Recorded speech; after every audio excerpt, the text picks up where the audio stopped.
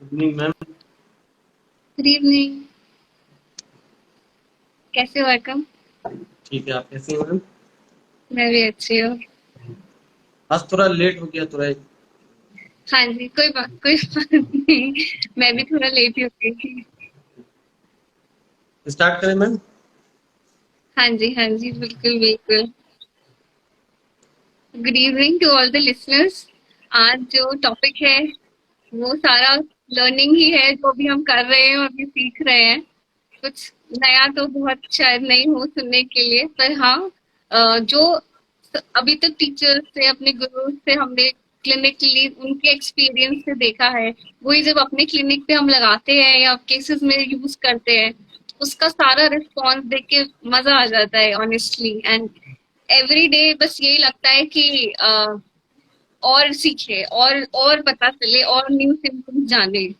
Because college time का अगर मैं जब याद करती हूँ तो हम जब फर्स्ट और सेकंड ईयर में थे तब खुद ही पेशेंट थे। तब खुद ही ट्रीटमेंट्स देखते रहते थे। मेरे को भी कुछ एलर्जिक हिस्ट्री रहा है, फ्रीक्वेंट क्रोनिक राइनाइटिस कह सकते हो आप उसे। तो सबसे पहला जो मेरा एक्सपीरियंस रहा था होम्योपैथी का एक्शन जिसे कहते हैं हमने देखा, वो मैंने खुद पर ही देखा था। एज अ पेशेंट देखा था तब। फर्स्ट ईयर का ये बात है। मेरा कोई बैकग्राउंड नहीं है होम्योपैथी का, पर हाँ एक स्ट्रॉन्ग एलोपैथिक बैकग्राउंड जरूर रहा है, जिसमें मेरे फैमिली में कार्डियोलॉजिस्ट है, गायनी है, और हम होम्योपैथ है, जो मैं प्राउडली बोलती हूँ आज। उसका सारा श्रेय, उसका सारा आई मीन ये जो भी कुछ है, ये सब अपना teacher doctor Rashid sir, doctor इलम खान सर, उनके उनसे ही मैं डॉक्टर खान सर को जान पाई, राशिद सर के थ्रू। तो ये भी अपने आप में मैं बहुत बिग अचीवमेंट मानती हूँ कि मैं इस डायरेक्शन में जा पाई। नहीं तो जैसे सर लास्ट अभी वेबिनार हुआ था यशस्वी के साथ, तो उसमें ऐसे राशिद सर बता रहे थे कि बच्चे अक्सर भटक जाते हैं, होम्योपैथी में आते जरूर हैं but they get deviated from it, and specially जिनके बैकग्राउंड्स नहीं होते होम्योपैथी के, जिन्हें कुछ पता ही नहीं होता कि होम्योपैथी है क्या। तो उनके लिए थोड़ा एक गुरु का गाइडेंस, एक एक कहते हैं ना, एक घर में जैसे एक बड़ों का हाथ पे, सब हम लोग के सर पे एक हाथ रहता है तो एक कॉन्फिडेंस रहता है, वैसा अगर गाइडेंस यंग एज में फर्स्ट ईयर सेकेंड ईयर से मिलने लग जाए, तो मुझे नहीं लगता कि कोई भी आपको रोक सकता है होम्योपैथी का एक, कहते हैं ना, एक कमाल, एक एक्चुअल होम्योपैथी से। और मैं इसलिए अभी जो भी कुछ कर रही हूँ प्रैक्टिस थोड़ी बहुत, और जो भी कुछ पढ़ पा रही हूँ, उसके लिए मैं सिर्फ और सिर्फ थैंक यू बोलना चाहती हूँ राशिद सर को और डॉक्टर खान सर को। बिकॉज इतना मोटिवेशन मिला है लास्ट एक साल में होम्योपैथी को लेकर, जितना पिछले सालों में नहीं कभी मैं इतना गेन कर पाई। थोड़ा मैं एक डिस्ट्रैक्टेड स्टूडेंट ही थी इनिशियल इयर्स में, डांसिंग की तरफ और दूसरी चीजों की तरफ बहुत झुकाव रहता था। बट सर के गाइडेंस के अंदर मैं बोलूंगी मैं ऑन थोड़ा बहुत सही ट्रैक पे आ गई हूँ अब। और इस चीज के लिए भी ऊपर वाले का कुछ है, ब्लेसिंग है, या उन्होंने एक रास्ता दिखाया, कितने अच्छे गुरु से मिलवाया कि आज हम प्राउडली कहते हैं कि हाँ हम होम्योपैथ हैं, और उसी को आगे बढ़ाते हैं। एक खुद की अपनी एक जो उनसे एक लेगेसी मिली, वो आगे फॉरवर्ड कर पा रहे हैं। And thank you Arkam for inviting me. आज जब मैं शुरू करूंगी तो गुरु के नाम से ही शुरू करा है। मुझे याद है कोलकाता में सबसे पहले मैं वेबिनार जब ये आपका सेमिनार अटेंड जब करने आई थी, तब ओपनिंग लाइंस थी कुछ जिसमें गुरु के बारे में दो डिस्क्रिप्शन दे रही थी शॉर्ट में। जिसमें उन्होंने बोला हुआ था कि डॉक्टर पुरंदो बासु सर का ही वो ओपनिंग सेमिनार था, उन्होंने एक प्रेजेंटेशन लगा रखा था हमारे सामने। उसमें लिखा था गु और रू, GURU। गु मतलब distress and RU means lightness. तो जो हमें एक डिस्ट्रेस से एक लाइटनेस में लेके आता है, वो गुरु है। और इनके बिना वी आर नथिंग। तो थैंक यू सर कि आप हमारी लाइफ में आए और हम लोग को इतना अच्छा एक लर्निंग दिया, थैंक यू वेरी मच। सो ये बात तब की है जब मैं थर्ड ईयर या फाइनल ईयर की स्टूडेंट थी। पहले तो मैं सर क्लिनिक अभी इतना ज्वाइनिंग नहीं करा था मैंने फर्स्ट ईयर में। सेकेंड ईयर में खुद ही सर का पेशेंट बनी थी, कुछ मेडिसिन अपनी प्रॉब्लम के लिए सर के पास गई थी। और तब मैंने एक्चुअल ऑर्गेनॉन के फॉरिज्म्स जो हम पढ़ते हैं, जो actual Hering's law of cure हम पढ़ते हैं, वो जब खुद पे देखा तब मेरा कॉन्फिडेंस बहुत डेवलप हुआ। जैसा सब कहते हैं, आप जब तक वो चीज देखते नहीं हो तब तक आप उस चीज की अहमियत नहीं समझते हो। सो थर्ड ईयर में I join doctor Rashid sir clinic, third year के लास्ट में, और फाइनल ईयर में थोड़ा रेगुलर शुरू किया जाना। वो भी वहां जाके पता चला कि अच्छा यहाँ बच्चे सीखने आते हैं, तो हमें सीखना होता है क्लिनिक में जाके। किसी और से कभी गाइडेंस मिला नहीं था कि अच्छा कॉलेज के बाद भी you have to go and see practical cases and sit with somebody and see clinically, क्योंकि जो पढ़ते हैं एज ए बिगिनर वो बहुत अलग होता है, और जो आप क्लिनिकली देखते हो और वो चीज पढ़ के देखना, वो आप खुद नहीं देख सकते जब तक कि आपको किसी के अंडर गाइडेंस ना मिले। तो जब मैं खुद ही अपना ट्रीटमेंट के लिए सर के पास गई थी, तब मैंने देखा अच्छा यहाँ बच्चे भी आते हैं और दे लर्न फ्रॉम सर। तो ऐसे ही जब धीरे धीरे धीरे मोड खुद से कॉन्फिडेंस लाया कि चलो सर से पूछते हैं। उस समय पूछने में भी बहुत डर लगता था कि आपका क्लिनिक हम आ जाए कि नहीं आए, कहीं भगा ना दे, डांट ना दे, but sir always been so supportive. उन्होंने कभी ऐसा कोई ट्रीटमेंट नहीं करा, उन्होंने हमेशा वेलकम ही करा। बट फाइनल ईयर के आते आते हमने फिर मटेरियल डिस्कशंस शुरू करे थे। तो before coming to the discussions जो भी है, एक केस और आपका एक पिक्चर दिखाना चाहती हूँ, और उस केस में कैसे सर का पढ़ाया हुआ हम वो याद आया और सब वो प्रिस्क्रिप्शन हो पाई। तो देयर आर टू केसेस जिससे मैं शुरू करूंगी। सबसे पहले एक लेडी है who is in her middle age कह सकते हैं आप, towards 35 और 40 के बीच में उसका एज ग्रुप है। बिल्कुल डार्क सर्कल थे उनकी आईज के राउंड, और वो उनकी चीफ कंप्लेंट जिसके साथ मेरे पास आई थी वो थे वॉट्स। उनके वॉट्स थे अराउंड आईज, कुछ उन वॉट्स भी बिल्कुल फ्लैट वॉट्स, छोटे छोटे, जो थोड़े वॉट अपीयरेंस लग भी रही थी और कुछ नहीं भी लग रही थी, बिकॉज आजकल हार्मोनल इम्बैलेंस इतने ज्यादा है फीमेल में दैट बहुत से मल्टीपल कॉमिडोन्स और मल्टीपल छोटे छोटे दाने, फ्लैट इरप्शंस आपको मिल जाते हैं, जो अक्सर हम कंफ्यूज कर देते हैं with what's. So she came with this complain in the clinic. उसके बाद जब उनसे और डिटेल्स केस का मांगना शुरू करा, तो सबसे पहला जो चीज मुझे उनकी फेस पे दिखा था कि अरे she has lot of dark circles around her eyes. दूसरा, बिल्कुल पतला दुबला सा लेडी थी, फिजिकल अपीयरेंस जैसे हमेशा खान सर भी बताते हैं कि जब पेशेंट एंट्री कर रहा होता है तभी हमारा सबसे पहला एक पिक्चर बनना, इमेज बनना शुरू हो जाता है हमारी डिजीज का, हमारी जो भी हम अपना मेडिसिन सोचते हैं कि उसका पोर्ट्रेट दिखने लगता है धीरे धीरे। तो बिल्कुल स्किनी वुमन थी, फेस पे उनके बिल्कुल डलनेस, ठीक है आंसर कर रही है कुछ नहीं कर रही है। जब उनसे मैं सवाल पूछे जा रही थी कि आपको और क्या दिक्कत है और क्या प्रॉब्लम है, बीच बीच में बिल्कुल उनका ऐसा कहते हैं ना ब्लैंकनेस, एक ब्लैंकनेस आती थी उनके आंसर्स करने पे। और ये ब्लैंकनेस वाला चीज भी सर ने ही एक बार हम लोग को बताया और दिखाया था कि कैसे पेशेंट जवाब देने से पहले बिल्कुल ऐसे ब्लैंक होता है। फिर उनसे मैंने उनकी फिजिकल जनरल और बाकी सारे कंप्लेंट्स धीरे धीरे पूछने शुरू करे। तो ये तो जो उनका प्रेजेंटिंग कंप्लेंट था व्हाट्स अराउंड आईज, इसको अगर आप हटाओ थोड़ी देर के लिए, जब आप पेशेंट को as a person as a whole जानना शुरू करते हो, तो उनकी जनरलिटीज और मेंस्ट्रुअल हिस्ट्री से मैंने फिर स्टार्ट करना शुरू किया। उनकी मेंस्ट्रुअल हिस्ट्री में मिला कि बहुत पेनफुल मेंसेस रहे हैं, इरेगुलर मेंसेस रहे हैं, ड्यूरिंग मेंसेस और बिफोर मेंसेस तो बिल्कुल बुरा हाल हो जाता है उनका, प्रोफ्यूज ब्लीडिंग रहता है उनको, और ब्लीडिंग के साथ जो उनका पेन रहता है बिल्कुल बैक में जाएगा, इट विल स्टार्ट आगे से शुरू और बैक में ही जाता है अक्सर। उसके बाद उनसे फिर मैंने पूछना शुरू करा आपकी गायनिक हिस्ट्री क्या है।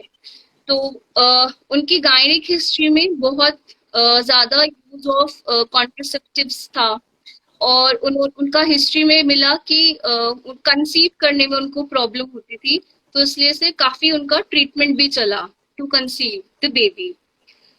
इसके साथ साथ उन्होंने उनका मीनार के सब कुछ टाइम पे था, उसमें कोई प्रॉब्लम नहीं आई था, लेकिन उनको एक कंप्लेन हमेशा जो परसिस्टेंट रहती थी वो ये रहती थी कि दर्द रहता था उनको कमर में, और अक्सर वो दर्द उनका होते होते ऐसा लगता था कि बिल्कुल टूट जाएगा, ब्रेक हो जाएगा, लेटने में भी दिक्कत, बैठ के उठने में भी दिक्कत, ये सारा प्रॉब्लम वो बता रही थी।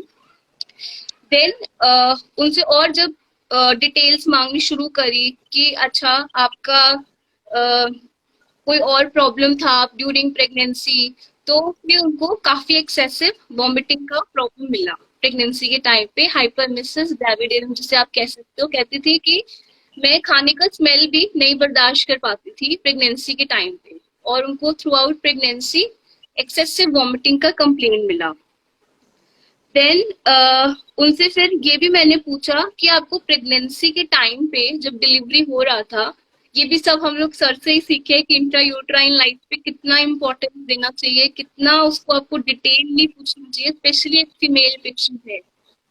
तो जब उनका इंट्रा ये हिस्ट्री ये पूछा हमने कि प्रेगनेंसी में डिलीवरी के टाइम पे कोई आपको दिक्कत था, तो शी सेड मेरी डिलीवरी बिल्कुल पेनलेस थी डॉक्टर साहब, मुझे बस उल्टियां का जो था थोड़ा इशू था, otherwise my delivery was painless, मुझे कोई प्रॉब्लम नहीं हुआ डिलीवरी में, मतलब पता ही नहीं चला बच्चा कब हो गया। राइट, ये सारा जब सिम्टम्स सुना तो ऑटोमेटिकली मेरा सारा ध्यान चला गया सर के क्लिनिकल, जो हम उनके क्लिनिक पे जाते थे तो सर ने एक डिस्क्रिप्शन दी थी एक ड्रग की, हमें शायद कुछ लोग पहचान भी पा रहे होंगे यहाँ पे मैं किस ड्रग की बात कर रही हूँ।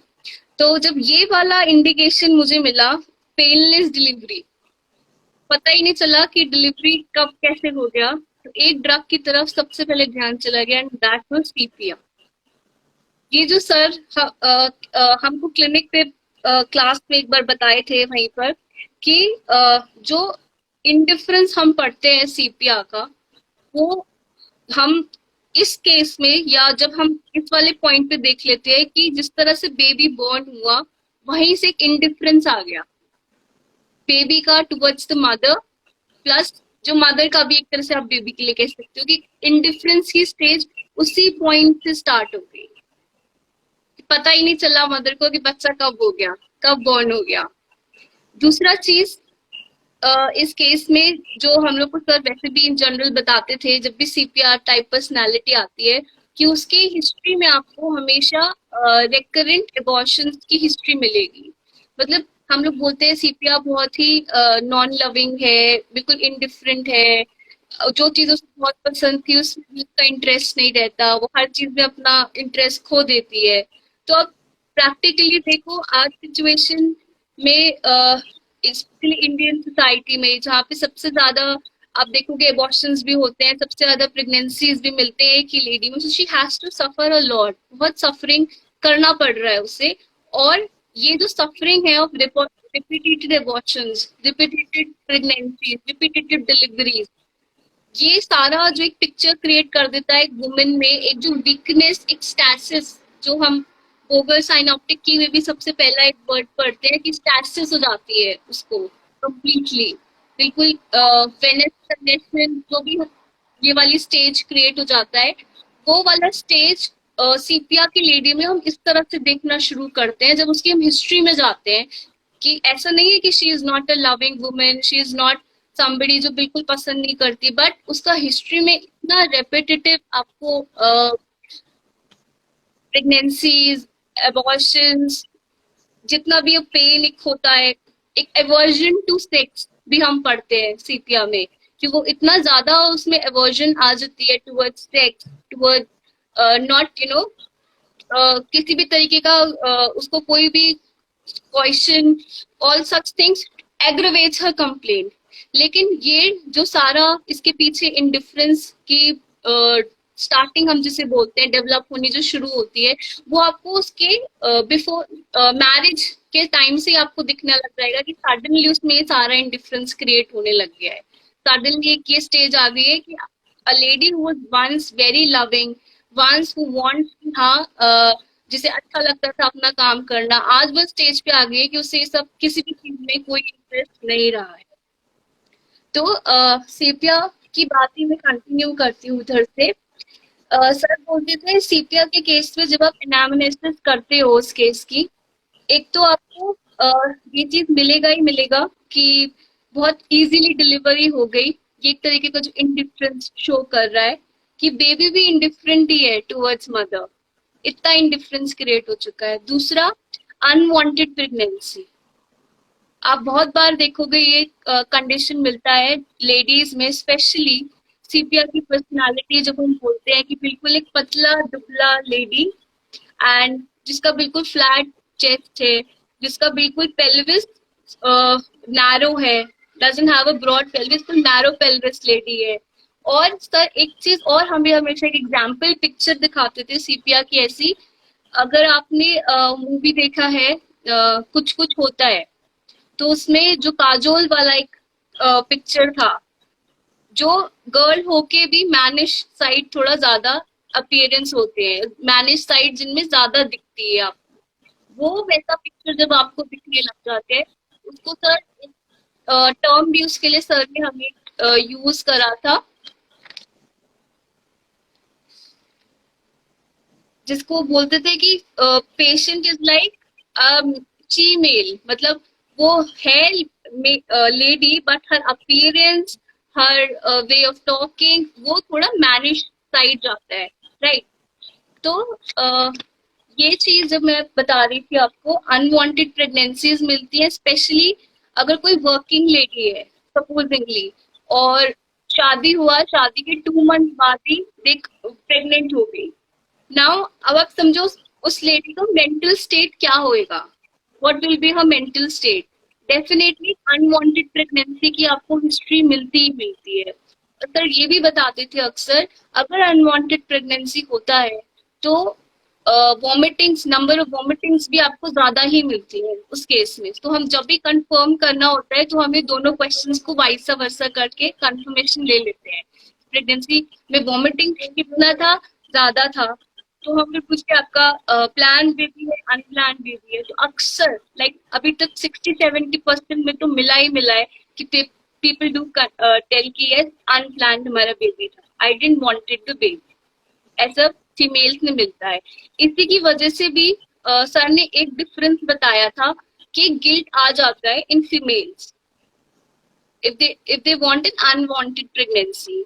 अगर ये जो प्रेगनेंसी है, इसमें अगर अगर इंट्रा यूट्राइन लाइफ में बहुत डिटेल में कभी जान पाते हो पेशेंट को, और पेशेंट आपको बताता भी है कि अगर प्रेगनेंसी कोई इलीगल रिलेशनशिप से हुआ, आउटसाइड द मैरिज हुआ, और तब पेशेंट को अंदर गिल्ट का फीलिंग आया, जो ये feeling of guilt in general आ जाती है after going for an unwanted, मतलब एक outside relationship, extra marital type आपने relationship and then you got pregnant, उसके बाद गिल्ट आया और उसके बाद पेशेंट को फलाना टिपकाना जो भी कंप्लेंट स्टार्ट हुई है, तो ये जो एक इमीडिएट गिल्ट का फीलिंग आता है, इसके लिए सर ने हमको स्टाफ से भी कंपेयर करने के लिए बोला। सीपिया एंड स्टाफ आप दोनों कंपेयर करते हो गिल्ट, लेकिन गिल्ट का रीजन अलग अलग होता है। यहाँ पे क्या है, sepia lady is very career oriented, उसको है कि मेरा करियर था, अभी अभी तो I didn't wanted a pregnancy and she got pregnant, then she started to tell up all the complaints. तो यहाँ पे जो गिल्ट है वो गिल्ट काम को लेकर है, लेकिन अगर आप स्टैफिसिक्रिया में अगर ये चीज देखते हो, गिल्ट फीलिंग जो आ जाती है वो आती है due to an unwanted in pregnancy in an illegal relationship, right. तो ये अनवांटेड प्रेगनेंसी का एक पॉइंट बहुत इंपॉर्टेंट जो मिलता है इंट्रायूट्रल लाइफ में। दूसरा फर्स्ट डिलीवरी था लेकिन बहुत इजीली हो गया वो डिलीवरी।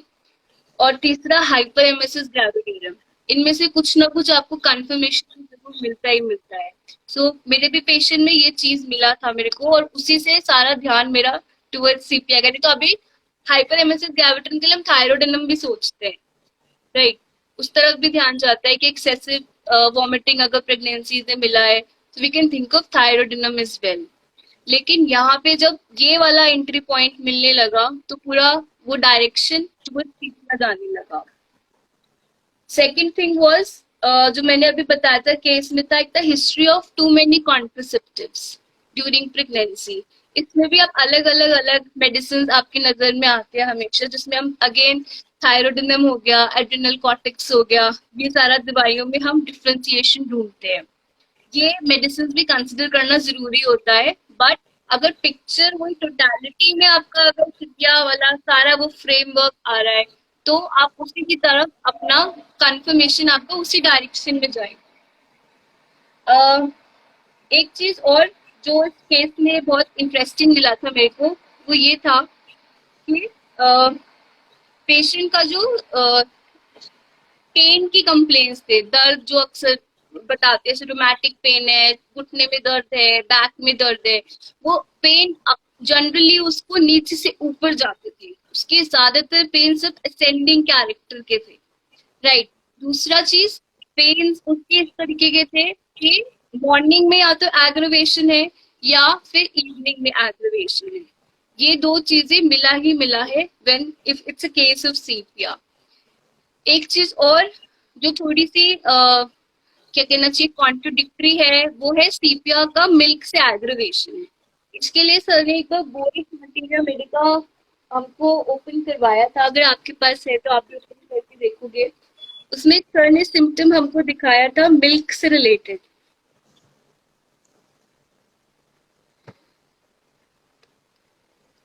जनरली हम पढ़ते हैं कि मिल्क से सीपिया को प्रॉब्लम होती है, राइट? आपको मिल जाएगा बोरिक में भी ये पॉइंट।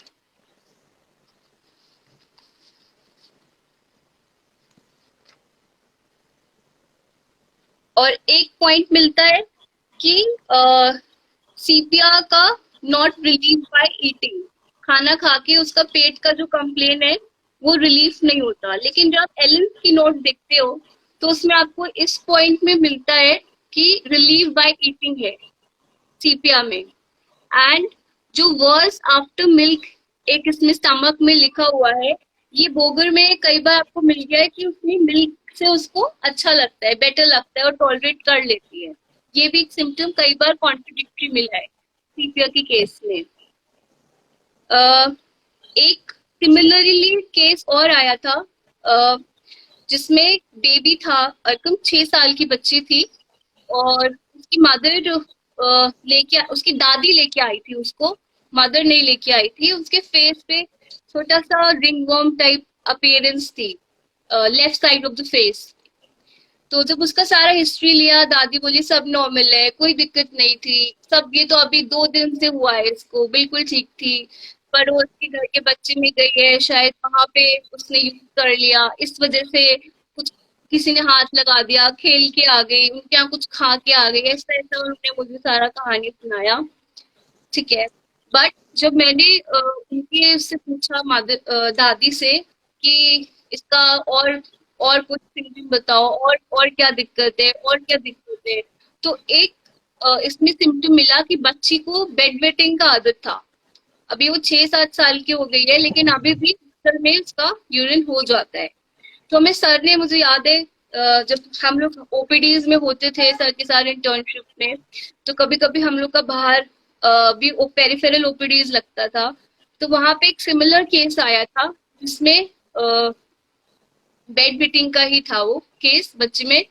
तो सर ने वहां पे बच्चे की मदर से पूछा था कि इसको यूरिन कब होता है, बिल्कुल अर्ली स्लीप में होता है, गहरी नींद में, लेट स्लीप में जाके होता है? तो बोले रे नहीं नहीं नहीं, ये तो जैसे ही लेटती है तभी इसका हो जाता है, हम 10-11 बजे सुलाते हैं फिर ये कर ही देती है बेड में सोते ही।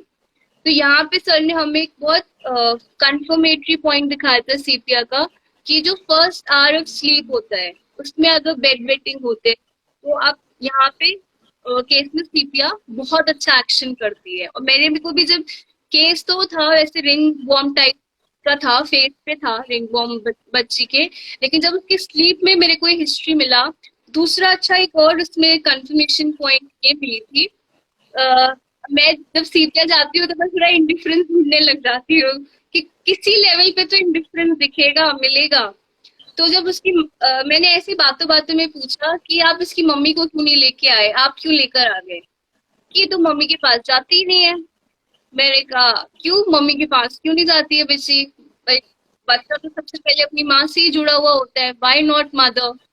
तो बोलते कि नहीं नहीं नहीं, मैं हमारे पास ही सोती है, ये जब से बॉर्न हुई है, ये दूसरी बच्ची है उनकी, और ये हमारे पास ही सो रही है जब से ये बॉर्न हुई है। तो फिर मैंने ऐसी बच्चों से बातें बातों में पूछा कि आप क्यों नहीं सोते मम्मी पास, कि मम्मी के पास क्यों नहीं जाता। तो जो एक एक्सप्रेशन उसके फेस पे उस टाइम मुझे मिली थी टुवर्ड्स, कहते हैं ना, नॉट लाइकिंग, आप भी बोल सकते हो, बिल्कुल एक घिनौना सा चेहरे का एक्सप्रेशन आ गया था। वहां से कुछ मुझे लगा कि इतना बच्चे में। फिर मैंने उनसे ये भी पूछा कि इसका ब्रेस्ट फीडिंग वगैरह का भी हिस्ट्री लिया, तो शी सेड कि इसने तो मदर्स मिल्क रिफ्यूज ही करा हुआ था टोटली। और उस बच्ची ने एक पॉइंट और जो थोड़ा नोटिसेबल था, she wasn't allowing me to touch her face. अगर मैं उसका फेस छू के दिखना चाह रही थी कि कहाँ है क्या है, तो वो नहीं इतना अलाउ कर रही थी टू टच। तो उसकी दादी ने यही बोला कि नहीं इतना किसी को टच करने देती। सो आई गिव हर CPR 30 इस केस में। और आई थिंक 4 दिन बाद या 5 दिन बाद उनको मैंने दोबारा बुलाया था, बट वो आई थी 10-15 दिन बाद। खुद अपनी कंप्लेन लेकर आई थी इस बता दी। तो मैंने पूछा आपकी वो पोती थी, where is she, how is she. तो उन्होंने बोला वो तो ठीक हो गई, उसको तो अब कुछ नहीं है, चला गया उसका जो था स्किन वाला इरप्शन। मैंने कहा अच्छा ठीक है। फिर मैंने उनसे कहा आप अभी कुछ टाइम उसको दवाई देते रहे ना, लेट्स सी।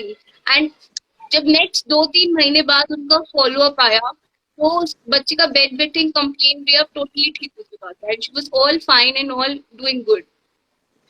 अ, एक चीज और इसके बारे में मैं बताती हूँ आपको। ये भी हम लोग सर जब पढ़ाते थे तब उस टाइम ही उनसे सीखा था। एक सर ने पॉइंट बताया था सीपिया के बारे में, आप और कैसे क्लिनिक में उसे पहचान सकते हो, कि sepia has the same style, a same type of living, a same type of dressing.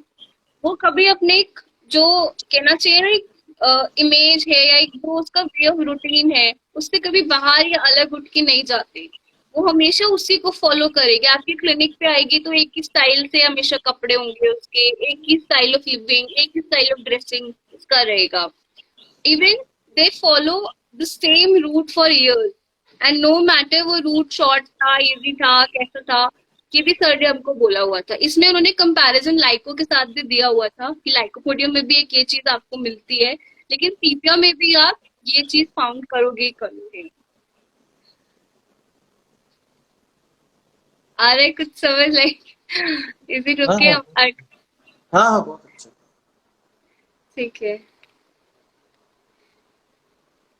Rest अभी तो फिजिकल उसका सर ने फिर हमको काफी सारे पॉइंट्स बताए थे जो आप सीपिया एज अ कटल फिश भी देखते हो, वैसे सिम्टम्स सर ने हमें सीपिया में एज अ होल भी बताए थे। कि जिस तरह से सीपिया which is from a cuttle fish जिसका वो होता है, तो उसका उन्होंने एक बताया था हिस्ट्री जो डॉक्ट्राइन ऑफ सिग्नेचर से भी मैच होती है, कि cuttle fish as an animal भी शेमफुली बहुत निग्लेक्ट कर देता है अपने यंग वन को।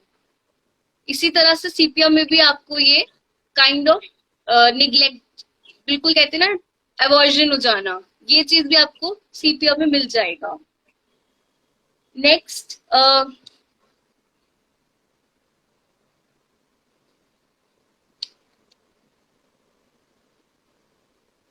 एक पॉइंट में और आपको यहाँ पे गिल्ट रिलेटेड मैं दिख रही हूँ, कुछ कुछ पॉइंट्स आ रहे हैं। एक चीज और यहाँ पे एक बताना चाहती हूँ, सर ने एक मेडिसिन का और यहाँ पे नाम फॉर सेक्सुअल गिल्ट बताया था, एंड दैट वाज थूजा।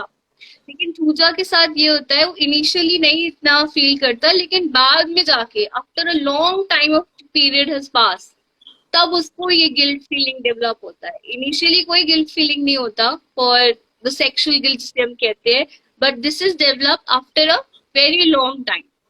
तब आप उसमें थूजा भी कंसिडर कर सकते हैं। नेक्स्ट आता है जनरलिटीज में सीपिया की डिजायर। तो इसके लिए बहुत अच्छा सर ने क्या बोलना चाहिए, एक ट्रायो भी हमको ऐसे बताया था जिसको बोलते थे एस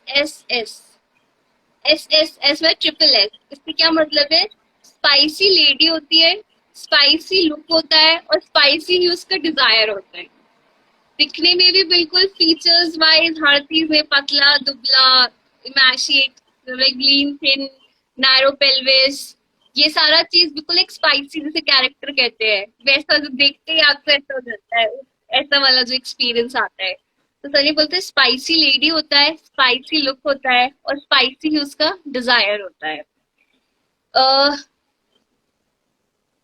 सीपिया के डिजायर्स में जंक फूड को लेके भी एक स्पेसिफिक इम्प्रेशन दी गई थी, स्पेशली सार थिंग्स, जो खट्टी चीजें होती है उसको लेके भी बहुत स्पेसिफिक डिजायर दी हुई है। यहाँ पे पल्सिटेला से भी कंपैरिजन है। पल्सिटेला को कोल्ड और सार चीजें ज्यादा पसंद है, लेकिन सीपिया में आप ज्यादातर सार साइड देखोगे, सार एंड स्पाइसी। दूसरा जो बहुत इम्पोर्टेंट डिजायर सीपिया में दिखता था, that was desire for T and tobacco. दोनों चीजों का डिजायर मिलता है, लेकिन टी के लिए स्पेशली बोलते हैं सीपिया में कि उसकी डिजायर भी है और उससे उसे एग्रवेशन भी होता है, गैस्ट्रिक कंप्लेंट्स फॉर्म होता है। टी ड्रिंकर्स डिस्पेप्सिया भी हम बोलते हैं, उसमें भी हम सीपिया कंसिडर करते हैं। नेक्स्ट, सीपिया का एक एवर्जन की जब हम बात करते हैं तो उसे स्पेसिफिक एवर्जन है फ्रॉम ब्लैंड फूड, या जो भी रूटीन का खाना होता है, घर का खाना हो गया, सब्जी दाल रोटी, इन चीजों में मसाला नहीं होता, फीका होता है, खा ही नहीं सकती, उतर ही नहीं सकता हलक से के, दे doesn't even like it, towards liking उनकी खट्टी चीजें, स्पाइसी चीजें या फिर सार फूड की तरफ ज्यादा लाइकिंग रहती है। एक बहुत इम्पोर्टेंट सिम्टम जो स्पेसिफिकली माँ के यहाँ पे वो मिलता है सीपिया के टंग में। यूजुअली तो सीपिया की जो टंग है कोटेड रहती है, कभी वाइट कभी येलो, लेकिन मेंसेस के टाइम पे ये नोटिस करा है कि सीपिया का जो सर हमको बताए भी है कि एक फाउल टेस्ट रहता है माउथ में, प्लस उसका टंग क्लियर हो जाता है ड्यूरिंग मेंसेस। ये भी एक बहुत इंपॉर्टेंट सिम्टम मिलता है जब आप सीपिया की प्रिस्क्रिप्शन देखते हो। तो rest, sweatiness, chill, thermally chilly patient है सीपिया, स्वेटी है, स्वेट अराउंड उसका नेक रहता है, एक्सिला रीजन में स्वेट रहता है, और स्वेट भी बहुत एक्रिड होता है, एक्रिडनेस बहुत होगी उसके स्वेट में।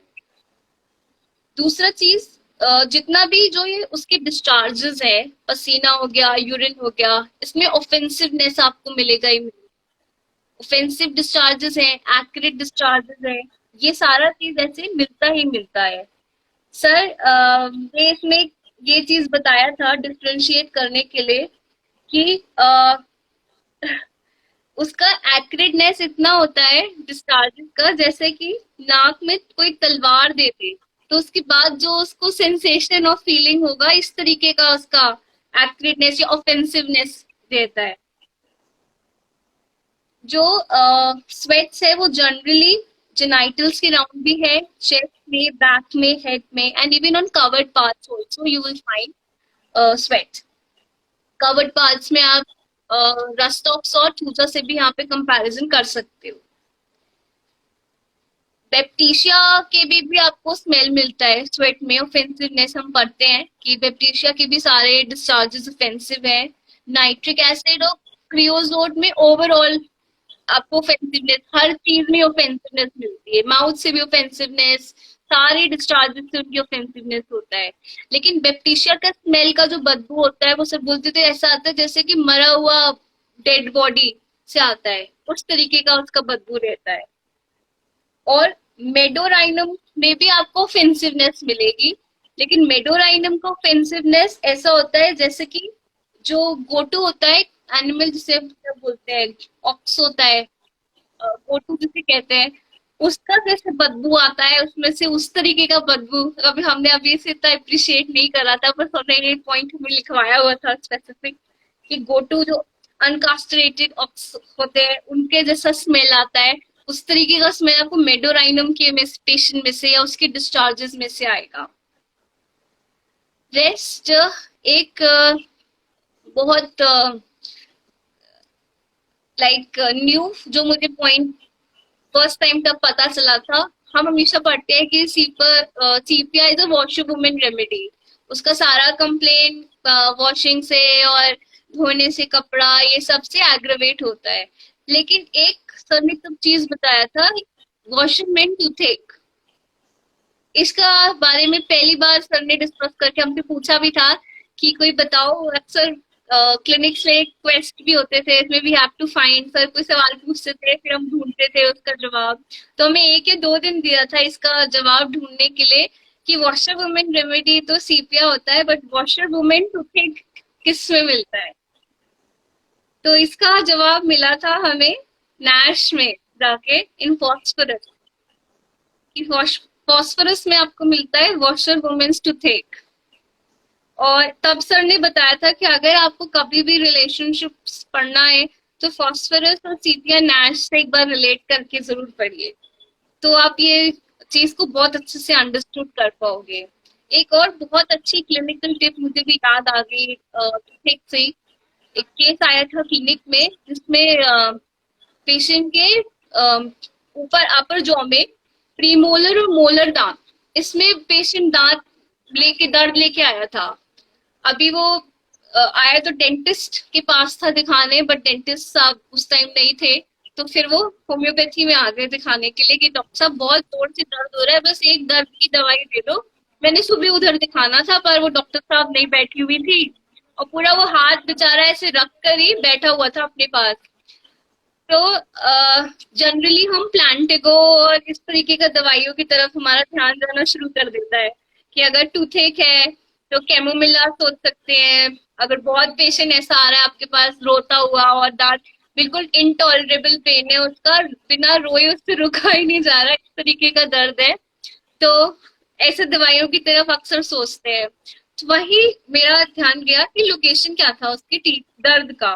तो जब उसका मुंह खुलवाया तो जो आपका प्री मोलर और मोलर के बीच में जो इधर वाला स्पेस है अंदर, यहाँ पे उसको दर्द था। तो सर ने हम लोग को क्लिनिक्स में ही एक बार एक दवाई का इसी सिम्टम के ऊपर नाम बताया हुआ था, एस्किलिस। तब मुझे ऐसा लगा कि एस्किलिस कैसे कोई दे सकता है फॉर टूथेक, मतलब एस्किलिस तो बैकएक और आपका हेमोरॉइडल कंप्लेंट्स और ये सब चीजों का दवाई है। पर जब सर ने बोला है तो एक बार देना तो है ही, एक बार ट्राई तो हम करेंगे ही देखे। तो उस पेशेंट को हमने दे दिया दवाई, मैंने कहा जाओ आप कल बताना अब हाल आके अपना। एस्किलिस 30 में उस टाइम जो मेरे पास अवेलेबल था, मैंने फ्रैक्शन डोजेस बना के उनको दे दिया था कि आप इसको रिपीट करोगे। आफ्टर 1 आवरली उसका रिपीटिशन कराया। नेक्स्ट डे जब पेशेंट आए तो ही वाज लाइक कि डॉक्टर साहब वो जो गोली आपने दवाई दिया था वो थोड़ा और दे दीजिए, आगे कभी दर्द होगा तो अपने पास रख लेंगे। एंड वो इतना मार्वलस उसका रिजल्ट और इतना मार्वलस उसका एक्शन रहा था दैट मतलब मैंने सुना ही था अभी तक तो कि अच्छा ये मेडिसिन है और इसका ऐसा ऐसा एक्शन है और ऐसा सर दिया है, चलो एक बार आप इस बार दे के ही देखते हैं। तो सर का नाम लेके वो मेडिसिन प्रिस्क्राइब करा and it really really give wonderful results. Next इसके बाद में एक और सर ने कुछ हमें सिम्टम्स का डिफ्रेंसिएशन, अक्सर जब क्लिनिक में बैठते हो तो बात एक जगह से फिर दूसरी जगह चली जाती है, तो वहां पे सर ने हमें कुछ और क्लिनिकल टिप्स बताए थे, जैसे abscess of vagina and abscess of rectum. ये सर ने बोला था आप कैंट में पढ़ोगे तब आपको मिलेगा ये पॉइंट। एब्सेस ऑफ वजाइना अगर प्रेजेंट होता है तो उसमें caulophyllum was the medicine, and abscess of rectum अगर आपको कभी मिलता है तो हाइपेरिकम इज द मेडिसिन। ये जो वेनस कंजेशन वाली स्टेज है ये हमें सीपिया में भी मिलती है, जो हम पढ़ते हैं ना, it acts on all visceral organ, सारा वेनस कंजेशन ये सारा चीजें आपको मिलता है। सिमिलरली मुझे एक सिम्टम और अभी याद आ गया, जब अभी हम एकेडमी ऑफ क्वेस्ट के जो वेबिनार हो रहे थे अटेंड कर रहे थे, तो डॉक्टर खान सर ने एक सिम्टम बताया था, बिल्कुल उसका पिक्चर सर ने हमें अच्छे से बताया था कि जब पेशेंट को हेमोरॉइड्स और ये वाला कंप्लेन होता है and he has difficulty when in sitting, वो बैठ ही नहीं पाता है, इतना पेनफुल है कि बैठ ही नहीं पा रहा, घंटों बेचारा कहता है मैं अगर बैठता हूँ तो दैट पार्ट पेन, सारा रेक्टम एरिया पेनफुल हो जाता है हेमोरॉइड्स के केस में। तो सर ने थूजा, मुझे याद है तब बताया था मेडिसिन।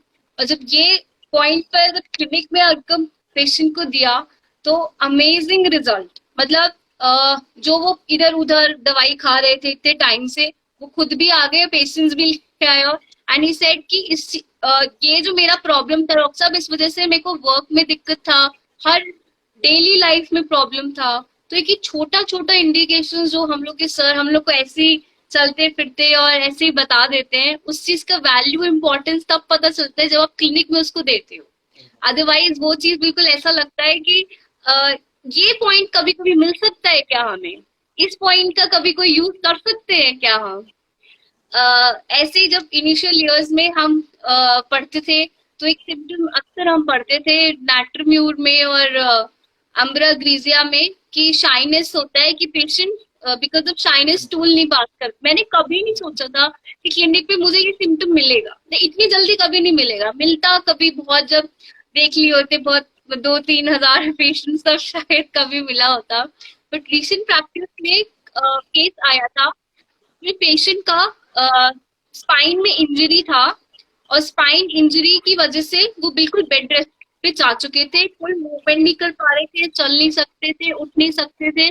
दुनिया जहाँ का ट्रीटमेंट उनका दिल्ली, नोएडा, बिग बिग सब मल्टी स्पेशलिस्ट हॉस्पिटल सब जगह से वो ले चुके थे। तो जब उनका ये ट्रीटमेंट चल रहा था उस टाइम पे उनको कुछ सिग्निफिकेंट, ना कोई रिलीफ ना कोई रिजल्ट, कुछ नहीं मिल रहा था, टोटली ऑन बेड रेस्ट। तो मेरे को उनके बेटे ने बुलाया था घर पे कि डॉक्टर साहब आप एक बार आके उनको देख जाइए, फैमिली नोन फ्रेंड थे वो। जब उनके मैं घर पे गई, अंकल 58 54 या 55 के एज के होंगे, लेकिन जब देखा उनको तो ऐसा लग रहा था कि कोई 80-90 इयर्स के होंगे, but he was looking so old, wasn't even looking कि वो 50 या 55 साल के होंगे, इतना ज्यादा ओल्ड उनका लुक था। तो ठीक है, पहला एक चीज जाकर ये नोटिस करा, लिख लिया अपने पास। फिर दूसरा उनका मैंने केस लेना शुरू करा। जब वो केस ले रहे थे, एक तो बहुत ज्यादा आई कांटेक्ट नहीं करते थे वो केस के टाइम पे, और दूसरा चीज उनको सारा हिस्ट्री विस्ट्री उनका सब लिया। मुझे पहले लगने लगा ये केस तो बस स्टैफिलिकोसिस जा रहा है, क्योंकि यूजुअली ऐसा हमने पढ़ा भी था और हमारे सर लोग भी बताते हैं कि जब पेशेंट आई कांटेक्ट ना करे और मेल पेशेंट हो तो एक तरफ से आपका थोड़ा इंडिकेशन कि वो स्टैफ साइड भी जा सकती है, शाइनेस जा सकता है या कुछ गिल्ट वाला चीज जा सकता है, उस तरफ भी दिमाग जाने लगता है। तो मुझे लगा शायद स्टैफिलिकोसिस साइड जाएगा। फिर ऑल ऑफ अ सडन उनका जो भी कंप्लेंट्स था उसमें नंबनेस, हाथ वो उनका एक जो राइट वाला हैंड था उसको ऐसे पकड़ के ही बैठे हुए थे ऑल टाइम और बार बार ऐसे दबा रहे थे अपने हाथ को। तो जब उनसे पूछा कि आपको क्या प्रॉब्लम है या क्या हो रहा है, क्या दिक्कत है, तो कहते मेरा इसमें पूरा रात भर, सुबह दोपहर शाम रात 24/7 आता रहता है हाथ। एंड उसको बिल्कुल ऐसे पकड़ेंगे, मतलब ऐसे दबाते रहेंगे तो वो अवेक है, अगर वो नहीं ऐसे हाथ को दबाते तो हाथ सोता रहता है उनका। ये उनका कंप्लेंट था। फिर ठीक है, नोट करा कि नंबनेस है हैंड में, उनके एक्सट्रीमिटीज में भी है और प्रेशर से उनको आराम मिल रहा है, ऐसे दबाते रहते हैं तो उन्हें अच्छा लगता है। फिर उसके बाद उनसे और चीजें फिजिकल पूछी, पास हिस्ट्री पूछी, हिस्ट्री ऑफ एक्सीडेंट था, ट्रॉमा था, दुनिया जहाँ का सारा सिम्टम मिल रहा था। फिर लगा कि आने का साइड तो नहीं जा रहा है, तो आने का साइन आपका चेक किया तो वो सब नहीं मिला और उस चीज का इम्पैक्ट नहीं दिखा उनपे। फिर एक कॉन्कोमिटेंट, जैसे सर बोलते हैं, अगर आप मेंटल पिक्चर देखते हो तो फिजिकल लेवल पे कॉन्कोमिटेंट ढूंढो, और अगर आप फिजिकली सारा सिम्टम्स जा रहा है तो एक मेंटल लेवल पे कॉन्कोमिटेंट ढूंढो। तो सारा अभी फिजिकल चीजें, कुछ मेंटल लेवल पे इतना कुछ और प्रोमिनेंट नहीं मिल रहा था। तो एक सिम्टम निकल के आया, उन्होंने बोला कि बेटा मैं जब किसी के भी घर जाता हूँ तो आई एम नॉट, या मैं ट्रैवल कर रहा हूँ तो मैं ना यूरिन कर पाता हूँ ना मैं स्टूल कर पाता हूँ। तो मैंने पूछा, ये मतलब थोड़ा अनयूजुअल सा लगा पहले सुनने में। और सर जैसे हमेशा बोलते हैं कि आपका जो भी एक स्ट्राइकिंग सिम्टम होती है वो आपको खुद ढूंढना इतना नहीं पड़ता, खुद ही आके गिरता है आपके ऊपर, जस्ट फॉल ऑन यू कि लो मैं स्ट्राइकिंग हूँ, it totally falls on you. तो जब उनसे पूछा इस चीज के बारे में कि ये क्या आपका सिम्टम है, मतलब इसमें क्या आपको दिक्कत होता है, तो ही सेड कि मुझे ना बहुत एम्बैरेसमेंट फील होती है कि मैं बाथरूम जा रहा हूँ और कोई हो आसपास या कोई देखे कोई सुने, तो ये जो एम्बैरेसमेंट वाला उन्होंने जब चीज बोला, तुरंत I pick up from that point, plus just numbness and all. Ambra grisea, उनको हमने 200 में 3 डोज दिया था बस। एंड स्लोली स्लोली स्लोली आज जो भी उनका वो स्पाइनल इंजरीज के इश्यूज थे, जो भी उनका वो ट्रीटमेंट ले रहे थे वो दिल्ली जा जाके, वो सब बंद है। And uncle is totally fine now, अभी अपना वॉक भी कर पाते हैं, अपना डेली एक्टिविटीज भी कर पाते हैं।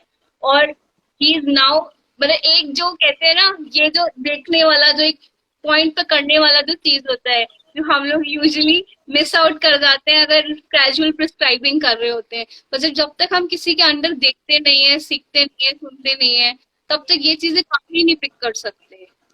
तो कुछ तुम भी बोलो, मतलब कुछ भी शेयर करना चाहते हो? जैसे कि आपने पूजा के ऊपर बताया, अम्बरा ग्रीशिया नेट्रम, तो ये तीनों चीज मेरा देखा हुआ है बहुत ही अच्छा से। अच्छा। हाँ, अच्छा। पूजा वाली जो थी बात, एक पेशेंट था, पाइल्स का उसको प्रॉब्लम था, प्रोफ्यूज ब्लीडिंग होता था।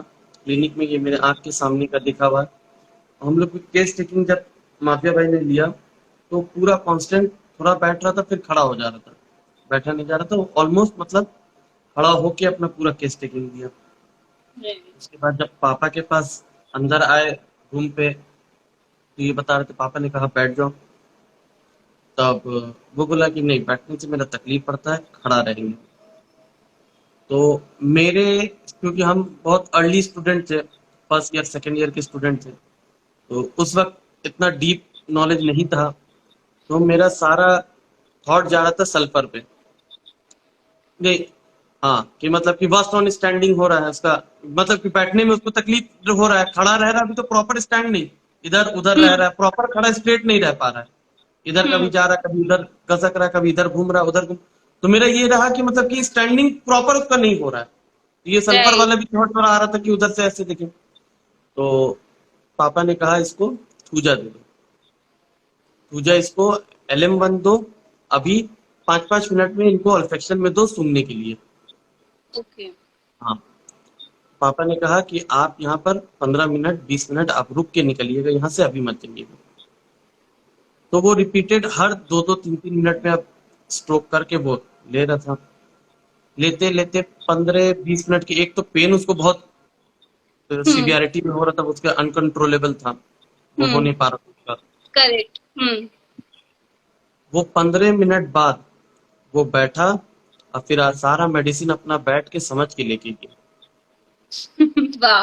ये रिजल्ट पापा ने 15 मिनट में ये दिखाया कि जो इंसान बैठ नहीं पा रहा था उसको 15 मिनट में पापा ने बैठाया, किससे?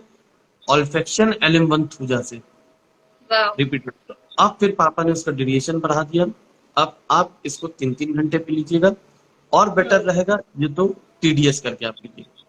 तो इस तरह से उसका बहुत थोड़ा लॉन्ग टर्म तक ट्रीटमेंट चला, थूजा से बहुत ही मार्वेलस रिजल्ट, और ओवरऑल हर चीज उसके बाद उसका थूजा नजर आने लगा। वाह। बहुत सिम्टम होता है ना स्टार्टिंग में कि एक सिम्टम लिया, लेकिन थूजा चला, उसका स्टार्ट हुआ, तो उसका नेचुरल थूजा निकल के फिर आने लगा। वाह। फिर बाद में जब आदमी बहुत सा क्वायरीज करने लगा, तो हाँ, रात में सोते तो हाँ, जैसे कि हम लोग ये सुनते हैं बहुत सिम्टम, तो हम लोग सोचते कि ये मिलेगा नहीं, ये इमेजिनरी वर्ल्ड का सिम्टम, लेकिन वो दिखता है।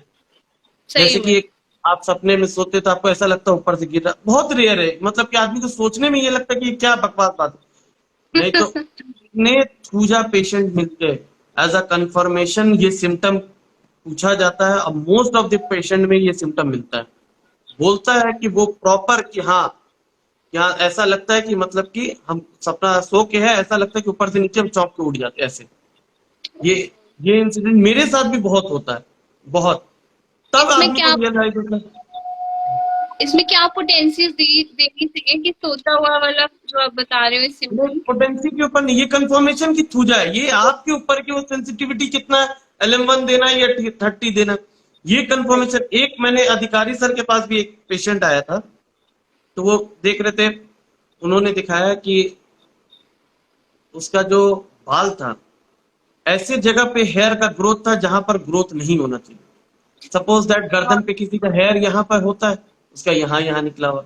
जहां ऐसी जगह जहां पर हेयर का ग्रोथ ना हो, वहाँ पे अननेचुरल ग्रोथ, वहां पर ग्रोथ जहां पर ग्रोथ नहीं है, उन्होंने हमको केंद्र पटरी पे दिखाया, वन सिंगल रेमेडी थूजा। और उन्होंने एक चीज दिखाया कि उसका ब्राउन स्पॉट था, इधर उधर था, तो वो बोले देखो, पढ़ो एलेंस की नोट में, brown spot here and there, इधर उधर कोई प्रॉपर एक फिक्सेशन जगह भी नहीं, इधर भी है, उधर भी है, इधर भी है, उधर भी। उन्होंने थूजा प्रिस्क्राइब कर दिया, वो लिख रहे। अब वो बंगाली में पूछे, आपने घूमे देखे, आपने ऊपर से नीचे पढ़ के, बोला हाँ। उन्होंने थूजा लिख दिया और फिर हमको दिखाया कि देखो, कि मैंने थूजा प्रिस्क्राइब कर दिया, उसके बाद वो कंफर्मेशन उस चीज का ले रहे। अब वो चीज, हाँ, ये मेरे साथ हमेशा होता है। तो ये सब एक बड़े इससे टीचर के याद साथ आया बैठ के सीखने का ये ब्यूटी होता है। करेक्ट। एक अभी हम जब वेबिनार कर रहे थे तो तभी एक सिम्टम डिस्कस कर रहा था, खान सर ने शायद बताया था, कोलकाता जब आई थी तब तब ये डिस्कस हुआ था। तो सर ने बताया था कि पूजा में एक बहुत इंपॉर्टेंट सिम्टम मिलता है कि जब भी वो लेफ्ट साइड सोता है तब उसको ड्रीम्स आता है, लाइंग में लेफ्ट साइड उसको ड्रीम्स आता है। और ये सिम्टम भी एक पेशेंट में मिला, पूजा कंफर्म मिला। मतलब तो कहाँ से ये सिम्टम्स लाके हम लोग को सामने ऐसे रख देते हैं इजीली, और उसको आप क्लिनिकली देखते हो तब लगता है माय गॉड। वही चीज, ये क्लिनिकली अगर प्रैक्टिकल अगर आप ऐसे टीचर के साथ बैठते, जो आपको एक बार क्या होता है ना, एक बार दिखा देने से फिर वो बैठ जाता है। जैसे कि राशिद सर ने उस दिन यशवी का जो लेक्चर था, जो डिस्कशन था हमारा, उसमें राशिद सर ने क्या बोले कि सर ने ऐसी ऐसी चीजें दिखा दी है कि अब मैं बैठता हूँ तो वो क्लिक होता है कि ऐसा एप्लीकेशन में दिया गया था, तो एक कॉन्फिडेंस वो भी आ जाता है। फिर उस पर एक्जिमा में जैसे उन्होंने आर्निका दिया था, वो बोले कि सर का एक केस था, फ्रिक्शन था उसका, कहाँ उतनी दूर तक पड़ जाता है। तो अपने माइंड को ब्रॉड रखना होगा। जैसे अम्ब्राग्रिशिया नेट्रम म्यूर वाली बात है, तो आप अम्ब्राग्रिशिया का पापा ने, मेरे जानने वाले हैं, उनके बेटे को पापा ने अम्ब्राग्रिशिया दिया था, और ये दिखा, ये इतना बोल्ड में, एलन की नोट में बोल्ड में ये सिम्टम है, मतलब कि अनक्लियरेबल उसका प्रेजेंस अदर्स का, इवन नर्स, राइट, उसके सामने भी नहीं, हाँ, स्टूल कैन नॉट पास, उस स्टूल पास ही नहीं कर सकता। इवन अगर आप बेड पे है, आपका नर्सिंग हो रहा है, उसके सामने भी स्टूल नहीं निकल रहा, वो बाहर जा रही है तब स्टूल कर रहा है, और ऐसा इंडिकेशन क्या देगा। और ये पापा ने दिखाया कि मतलब कि उसके घर पे मेहमान आया हुआ है, मेहमान जहां बैठ के है वहां पर बाथरूम है, अब वो जा रहा नहीं, जब मेहमान जाएगा नहीं हम जाएंगे। इतना स्ट्रॉन्ग, जब वो पूरा सारे लोग चले गए, उसके बाद वो भाग के फिर बाथरूम गए करने के लिए, जब सब चला गया। ये symptom confirm by his mother, वो माँ को भी भगा देता कि यहाँ मत आओ, हम बाथरूम कर रहे हैं। एक और इसी से याद आ रहा है सिम्टम, जैसे हमने वेबिनार्स में भी और राशिद सर से भी अक्सर जब एमडी का क्लास होता था तो सर अक्सर सवाल जवाब में मटेरिया के पॉइंट्स उठाते थे। सर ऑर्गेनॉन के जितने अच्छे स्टूडेंट थे उससे और अच्छे स्टूडेंट लगते हैं सर का मटेरिया मेडिका है। बातों में कोई रेमेडी का डिफ्रेंसिएशन या पॉइंट उठ जाता है। तो ऐसी एक डिस्कशन कॉफी पे हुआ था, कॉफी इंजीनियर्स इफेक्ट्स, और ऐसा ऐसे एमडी में कुछ क्लास चल रहा था। तब सर ने बताया था जो स्ट्रॉन्ग डिजायर, और बिल्कुल हम ब्लैक कॉफी वाला जो डिजायर होता है वो अंगस्ट्रा वेरा हम पढ़ते हैं उसमें मिलता है। इसके अलावा जो अगर थोड़ा माइल्ड कॉफी पीना चाहे, स्ट्रॉन्ग तो अभी तक पता था कि हाँ अंगस्ट्रा वेरा है, सुना भी है, सर ने कई बार डिस्कस भी करा है। पर तब सर ने एक और पॉइंट बताया था कि अगर किसी को सॉफ्ट कॉफी मतलब ज्यादा स्ट्रॉन्ग नहीं पसंद आता तो वो टुवर्ड्स पल्सिटेला जाता है। पल्सिटेला में आपको मिलेगा बिल्कुल माइल्ड और सॉफ्ट कॉफी मिलेगा आपको, जैसा वो पर्सनालिटी है वैसा भी उसका लाइकिंग भी है। तो ये पॉइंट भी डिजायर लाइकिंग पे। एक और सर का ही बताया हुआ एक सिम्टम था जो सर ने वेबिनार में शेयर किया था। अच्छा, ऐसा भी मैंने बहुत बार नोटिस करा है, जो सर लोग हम लोग को पढ़ा रहे होते हैं, जैसे अभी खान सर का वेबिनार में क्लास चल रहा है बेलिस पे, वैसा ही सिम्टम्स ना तुरंत अगले दिन दूसरे दिन क्लिनिक में मिल जाता है। मतलब मिल जाए। अभी पढ़ा और अभी अभी वो दिखने लग जाता है। ऐसे ही सर ने सिम्टम बताया था मेडोराइनम का। एक लेडी आई थी मेरे पास, बच्ची थी सॉरी, 24 साल की या 25 साल की लगभग, एक्ने की कंप्लेन थी उसको। पूरा उसका इधर हेड फोरहेड पे, जो लाइन पे, फेस पे, सब जगह उसका एक्ने था। तो उसको जब और कंप्लेन्स वम्प्लेन्स उसका पूछा सारा, डिजायर कुछ खास मिला नहीं केस में। फिर आए उसके डिजायर्स पे, तो उसका एक उसकी मदर ने बोला इसको तो ठंडा ही पसंद है, सब से ठंडा ही खिलाते रहो आप, कोल्ड कॉफी, कोल्ड पानी, खाना भी ठंडा, सब ठंडा ठंडा ठंडा ही उसको लाइकिंग था। फिर ठीक है, ये नोट कर लिया। फिर उसके बाद पेशेंट का जब नेल हम लोग को जैसे सिखाया है, आप हमेशा पाम्स और फोरहेड ये टेम्परेचर चेक करते हो, तो जब उसका हमने नेल्स दिखा तो बिल्कुल नेल्स सब कुतरा हुआ था उसने अंदर तक। तो मैंने उससे पूछा आप नेल बाइटिंग करते हो क्या? पेशेंट खुद तो कभी बताता नहीं है ऐसे कि हाँ मैं नेल बाइटिंग करता हूँ। पर जब आप क्लिनिकली देखते हो चीजें और फिर जब पूछते हो कि अच्छा 24-25 साल के, मैंने पूछा आप नेल बाइटिंग करते हो? कहते हाँ मैं नेल बाइटिंग करती हूँ। एक ये पॉइंट उसका हमने पिक करा। फिर जब डिजायर में ऐसे कंफर्मेशन के लिए मेंस्ट्रुअल कंप्लेंट्स में हम गए। मेंस्ट्रुअल कंप्लेंट्स में क्या बताते हैं उसकी मदर कि इसका हमेशा जब से मतलब स्टार्ट हुए है पीरियड्स में प्रोफ्यूजनेस है, डिस्टरबेंस है, क्लॉटेड है, डार्क क्लॉटेड है बिल्कुल इसका। और इसका हमेशा से मेंस्ट्रुअल में मतलब प्रॉब्लम रहा ही रहा है, क्लॉटिंग रहेगा। फिर हम लोग अक्सर सर को देखे हैं क्लिनिक में पूछते हुए पेशेंट से दो या तीन पॉइंट्स वो अक्सर पूछते हैं जब पेशेंट टुवर्ड मेडोराइनम जाता है। एक तो जब आपको मिलेगा कि उसके जो कपड़े पे अगर निशान या स्पॉट से जाते हैं तो क्या वो इजिली वॉशेबल होते हैं? नहीं होते, उसका निशान तो नहीं रह जाता कपड़ों पे। ये पॉइंट उस पेशेंट में जब मैंने पूछा तो मेरे को मिला। दूसरा, वेबिनार्स में एक पॉइंट फिर और सुना था मेडो के कंफर्मेशन के लिए कि एरियोला के अराउंड लॉन्ग हेयर्स आपको मिलेगा। तो जब उसकी मदर से और मैंने पेशेंट से भी पूछा ये चीज कि ऐसा कोई सिम्टम इनका है, तो ऐसा कुछ अपीयरेंस है अराउंड एरियोला, तो उन्होंने बोला कि हाँ इसके है हेयर, इसके तो काफी अनयूजुअल जगह हेयर है। जैसे आपने अभी थूजा में बताया तो उसके भी काफी हेयर था, बैक पे भी हेयर है और बॉडी पे भी काफी एक्सेसिव हेयर है। एंड जब ये सारा पिक्चर दिख गया, अब तो लिखना ही था मेडोराइनम मुझे। फिर भी एक लास्ट क्वेश्चन अभी और, जो सर हमेशा मैंने अक्सर दिखा है पूछते हैं, वो पूछते हैं कि क्या ये बर्फ खाते हैं, मतलब आइस क्यूब जो होते हैं वो खाते हैं कि नहीं खाते? तो उसकी मदर कहती हमें तो डॉक्टर साहब इसे रोकना पड़ता है, इसका बस तो ये फिर से खुरच खुरच के खाती रहे दिन भर बर्फ। बस ऐसा जो पिक्चर जो सर लोग हम लोग को दिखाए हैं क्लिनिकली, और जब वो दिखता है तो फिर आप सही फिर बात। कोई भी इलनेस हो, वो चाहे कुछ भी बीमारी लेके आए, and if we are getting this symptoms, अपने आप we prescribe medicine for them. तो ये बहुत अच्छा लर्निंग था मेडोराइनम का। प्लस जो स्लीप ऑन एब्डोमेन मिलता है मेडोराइनम में, वो भी इस केस में प्रेजेंट है।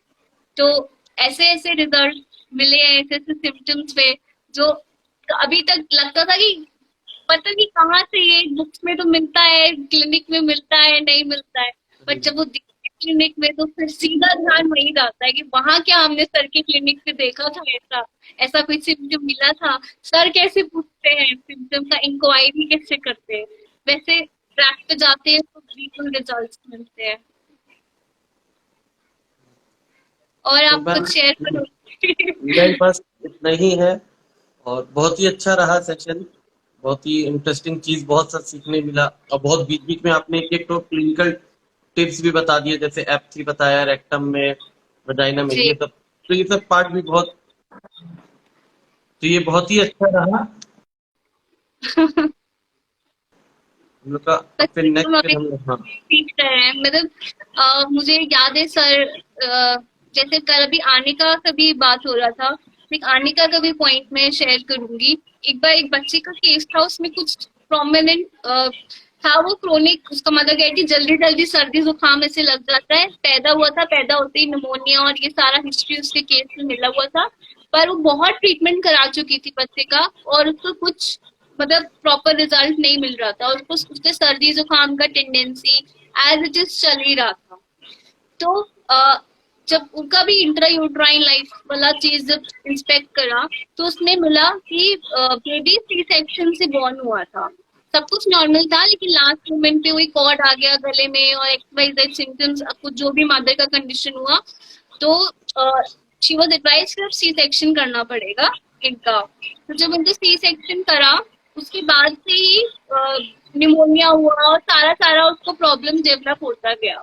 तो हम जैसे एम्पेरिकल लर्निंग पढ़ते हैं आर्निका की, जैसे कल यशस्वी ने भी डिस्कस करे थे केसेस आर्निका के, तो यहाँ पे मैंने एक एंट्री पॉइंट जो नोट करा वो यही करा कि जो पहला इम्पैक्ट आया बेबी पे वो एक तरीके की इंजरी थी। अगर आप सी सेक्शन भी करते हो तो एक फर्स्ट टाइप ऑफ इंजरी ही है टू द चाइल्ड, टू जो भी अपकमिंग उसका बीमारियां आना है, जो भी उसकी अपकमिंग इलनेसेस आनी है, वो वहां उस इंजरी के पॉइंट से भी आप अगर देखो तो वो आर्निका की तरफ इंडिकेट करता है। तो फुल वुंड पे आर्निका प्रिस्क्राइब तब मैंने किया तो पिछली सैटेलाइट दिया कि आगे देखेंगे क्या ओपन होता है केस में। बस एक एंट्री पॉइंट उसका यही लिया था कि सर लोग इंजरी का हम लोग को कंसेप्ट बताए आर्निका का, तो एक ये एंट्री पॉइंट में लिया कि वो सी सेक्शन बेबी है और तब से ही सारा उसको प्रॉब्लम स्टार्ट हो रही है। तो एक फीटस का मदर से या एक फीटस का पहला ही कहते हैं ना इंटरवेंशन ही इंजरी से हुआ है। उस केस में जब आर्निका प्रिस्क्राइब करा तो बहुत अच्छा रिस्पॉन्स आया।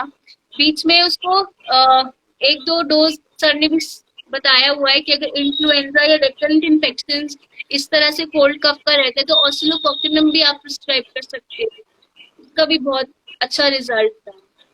दूसरा एक सर का, डॉक्टर खान सर का जो बुक है पोर्ट्रेट्स ऑफ मेडिसिन वाला, पोर्ट्रेट ऑफ प्रिस्क्राइबिंग करके जो येलो वाला सर का जो बुक है, उसमें एक पॉइंट मिला था, नीचे फुटनोट में लिखा हुआ था सर ने कि न्यूमोकॉकिनम मेडिसिन दिया था, प्रिस्क्राइब किया था, जिसमें आपका हिस्ट्री था निमोनिया और ये सब कंप्लेंट्स का, रेकरेंट फैमिली हिस्ट्री में आपको मिलेगा चेस्ट इन्फेक्शंस और ये, और एक आपको मिलेगा what, hairy what on face, इसमें हेयर निकला होता है चिन पे या नोज के पास। ऐसा ही सिमिलर एक केस में जिसमें मेरे को कुछ लीडिंग नहीं मिला लेकिन ये हिस्ट्री मिला जो सर ने बुक में मेंशन करी हुई है, उस केस में आप न्यूमोकॉकिनम जब प्रिस्क्राइब किया बहुत अच्छा रिजल्ट आया, लाइक अमेजिंग रिजल्ट। तो ये छोटी छोटी चीजें सर लोग दे रखे हैं। राशिद सर से हम जब भी पूछते थे सर नोसोजम कैसे प्रिस्क्राइब करें, हाई डोज में प्रिस्क्राइब करें कि लो डोज में प्रिस्क्राइब, कौन सा पोटेंसी दे, तो सर अक्सर यही बोलते थे कि अगर आप इंटरकरेंट देते हो तो हमेशा हायर साइड जाओ, और अगर एज आप रेमेडी दे रहे हो quinosol then you can prescribe it in any potency. तो ये सारे जो छोटे छोटे क्लिनिकल टिप्स हैं ये बहुत हेल्पफुल करते हैं, like very helpful when we see them in clinic, और जो उसको यूज करते हैं तो और उससे विश्वास बढ़ता है। ठीक है मैम, बहुत अच्छा रहा और बहुत लोगों को यहाँ बेनिफिट भी हुआ। बहुत सी ऐसी इंडिकेशन राशिद सर के, खान सर के आ जाते हम लोग के आपस में डिस्कशन में कि हम लोग का भी रिवीजन हो जाता है, वैसा सीखने मिल जाता है, देखने मिल जाता है। तो बहुत बहुत थैंक यू मैम आज के डिस्कशन के लिए। ओके आर्कम, आप भी आज टायर्ड लग रहे हो। नहीं टायर्ड नहीं है, वो अब 7 बजे से फिर सर का भी क्लासेस होने शुरू है ना अभी। ओके ओके, हाँ चलिए ठीक है, all right, bye. Thank you ma'am, thank you. Thank you for conducting such session. Thank you.